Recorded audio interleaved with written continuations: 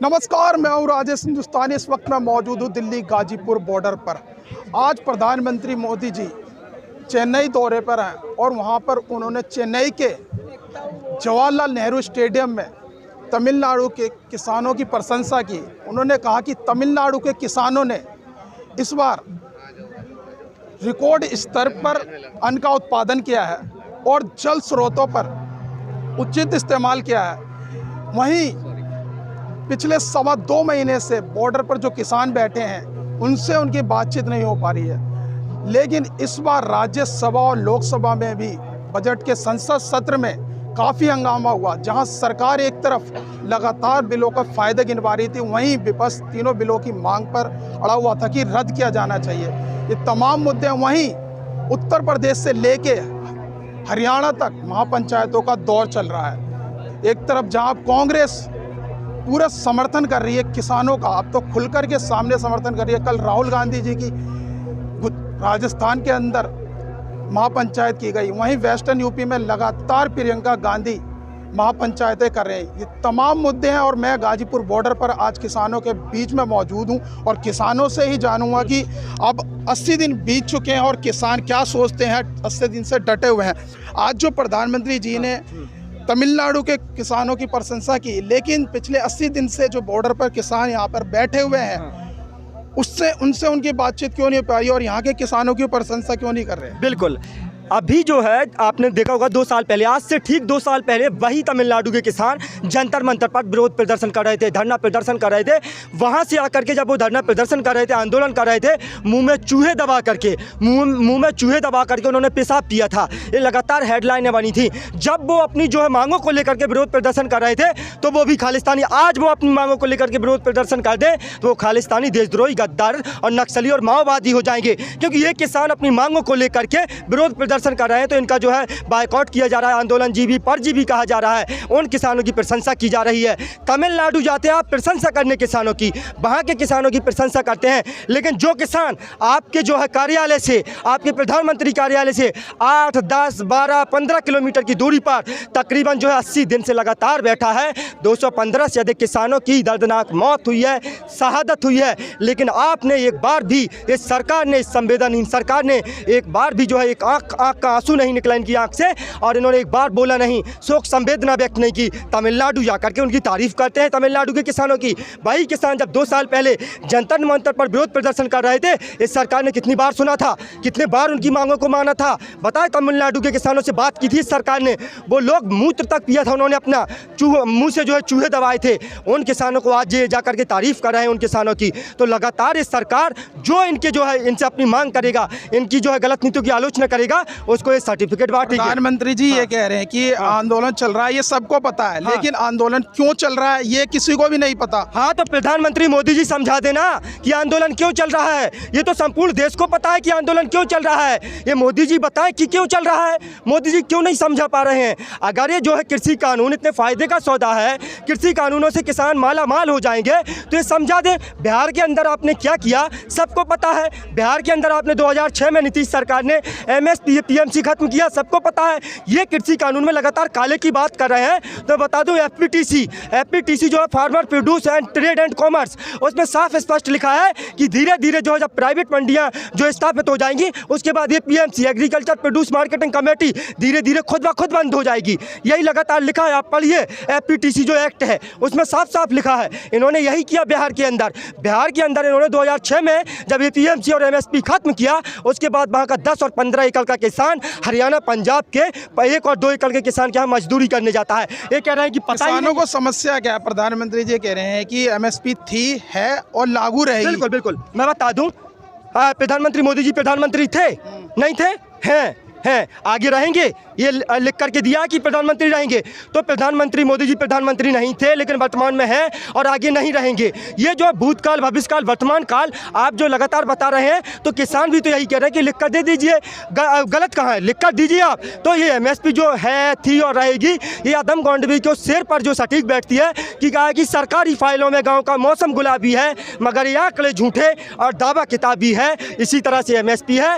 MSP आप जब 2011 में हैं, जो गुजरात के मुख्यमंत्री हुआ करते थे, आप चिट्ठियाँ लिखते थे मनमोहन सिंह को। यूपीए के जो प्रधानमंत्री थे मनमोहन सिंह लिखते थे कि आप कानूनी जामा पहनाइए, आप एमएसपी को लीगल कीजिए ताकि किसानों की हालत सुधरे। किसानों की चिंता थी आपको, लेकिन जब आप जो है सत्ता में आ गए तो आपको किसानों की चिंता नहीं है। आप एमएसपी कहते हैं थी और है और रहेगी, तो लिख कर देने में क्या आपको गुरेज है? आप क्यों नहीं लिख कर देते हैं? ये वही चीज़ है कि जिस तरह से हमने कहा कि जिनसे थी उम्मीद की बनवाएंगे हमारा मजार, वो हमारी कब्र से ईंटें चुरा कर ले गए, वो हमारी कब्र से ईंटें चुरा कर ले गए। प्रधानमंत्री जी की एक बात और महत्वपूर्ण ये है, उन्होंने कहा सदन के पटल से, उन्होंने कहा कि पहली बार देश में ऐसा तर्क दिया जा रहा है कि हमने कानून 3 पहले भी बनाए हैं, 3 तलाक और बाल विवाह को लेकर के, और एक कानून और था, तो 3 कानून उन्होंने कहा किसी ने मांग नहीं की थी, लेकिन उस पर कानून बने ना। लेकिन बोले ये तर्क कैसा है कि हमने कानून मांगे नहीं और ये थोपे जा रहे हैं, इस पर आप क्या कहेंगे? बिल्कुल, आप जो है स्टैंडिंग कमेटी बिठाते, आप किसानों की कमेटी बिठाते, किसानों से पूछते, अगर वाकई आप किसान हितैषी थे, ये सरकार किसान हितैषी थी। 2019 में जो सरकार नारा देती है बहुत हुआ किसानों पर अत्याचार, अब की बार मोदी सरकार का जो सरकार नारा देती है, तो किसानों के हित में रह करके किसानों से बातचीत करती, स्टैंडिंग कमेटी बिठाई जाती। क्या होता है कि जब जो है राज्यसभा के अंदर बिना बहुमत होने के साथ और ढौनी मत से जो है ये जो कानून है वो पास हो जाता है, तो ये तो भैया कि लश्कर भी तुम्हारा, सरदार भी तुम्हारा, तुम झूठ को सच लिख दो, अखबार भी तुम्हारा, इस दौर के फरियादी जाएं तो जाएं कहाँ, हुकूमत भी तुम्हारी और दरबार भी तुम्हारा। तो इस तरह से जो है चल रहा है। हमने नहीं मांगा था कानून, हम कह रहे हैं, लेकिन अगर आप कह रहे हैं कि किसानों के हित में है, सपोज कर लेते, मान लेते कि किसानों के हित में है, और जब वही किसान कह रहे हैं कि मोदी जी हमें नहीं चाहिए, तो आप क्यों ज़बरदस्ती देना चाहते हैं?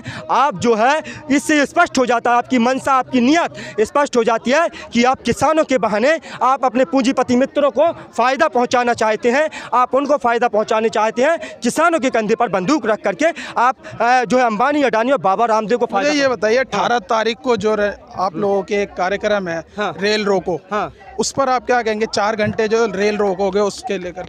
बिल्कुल कहूँगा। कहा है कि जो दौर चल रहा है उस दौर से बोलो, अरे बहरों का इलाका है जरा जोर से बोलो। आवाज़ जब सरकार को नहीं सुनाई देगी, ये संवेदनहीन सरकार, पिछले 80 दिनों से आंदोलन चल रहा है लेकिन इनको सुनाई नहीं दिया। 215 से अधिक किसानों की मौत हुई है, इनकी आंखें नहीं खुली।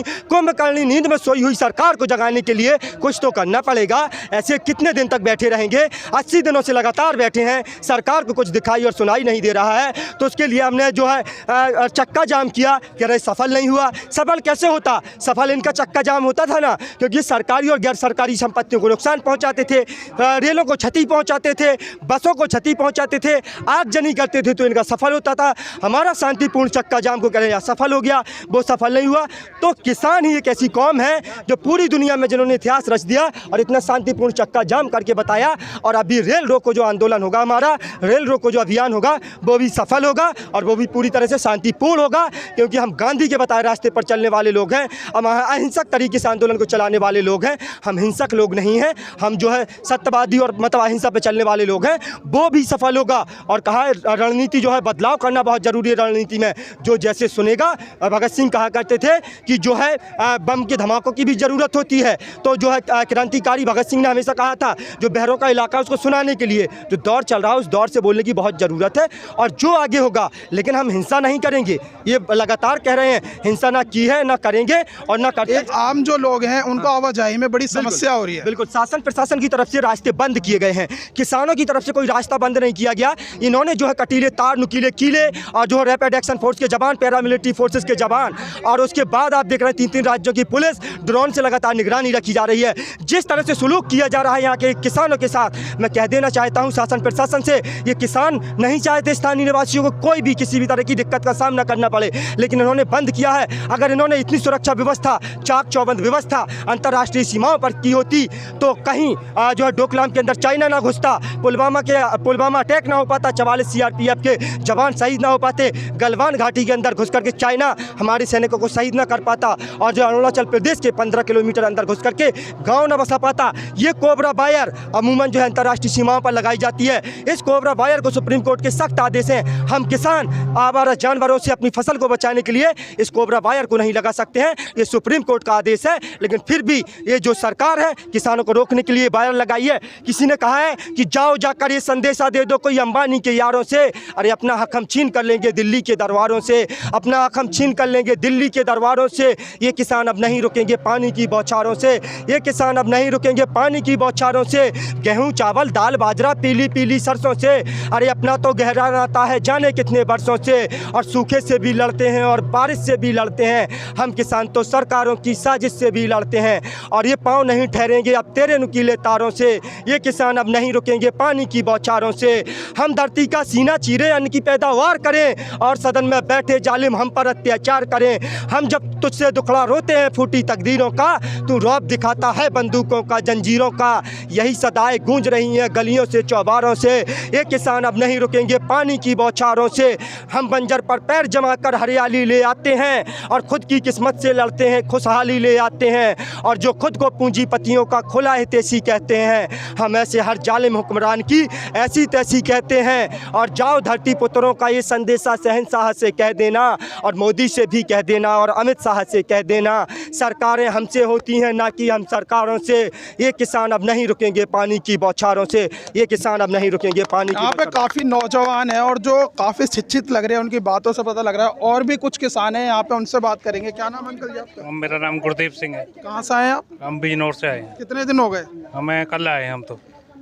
80 दिन हो चुके हैं। अब कब तक ऐसे डटे रहेंगे सर? हम तो डटे रहेंगे जब तक ये काले कानून वापस नहीं उठते। क्योंकि सरकार के रवैये से लग रहा है अभी राज्यसभा में भी इतना हंगामा हुआ, वो पीछे नहीं हटने वाले।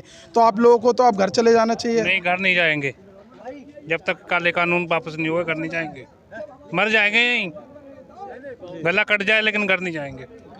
2.25 महीने से मैं गाजीपुर बॉर्डर को कवर कर रहा हूं, और आज भी मैंने किसानों से बात करी। किसानों का फिर वही कहना है कि जब तक तीनों बिलों को रद्द नहीं किया जाएगा और एमएसपी पर कानून नहीं बनेगा, जब तक हम पीछे नहीं हटेंगे। किसानों के हौसले अभी भी बुलंद हैं। वहीं सरकार भी अपनी जिद पर अड़ी हुई है कि जब तक तीनों कानून हम वापस नहीं लेंगे।